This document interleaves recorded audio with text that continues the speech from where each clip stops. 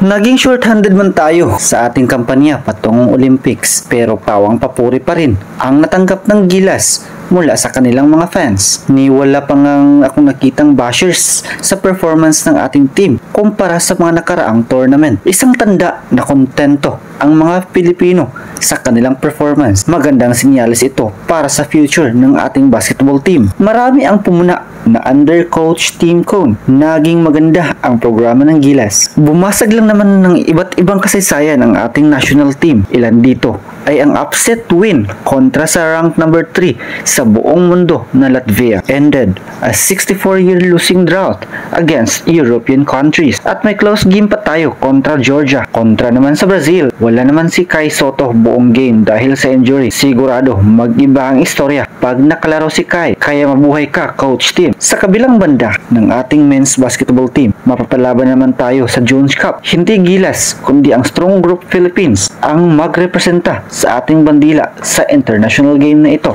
Ang susunod na misyon ng Gilas Pilipinas ay ang 2025 FIBA Asia Cup na gaganapin sa Jeddah, Saudi Arabia mula Agosto 5 hanggang sa 17, 2025. Ang FIBA Asia Cup ay ang dating FIBA Asia Championship kung saan nagtatagisan sa torneo ang mga bansa para pagharian ang larong basketball sa Asia. Sa kabuuan, nagwagi ng 10 medalya ang Pilipinas.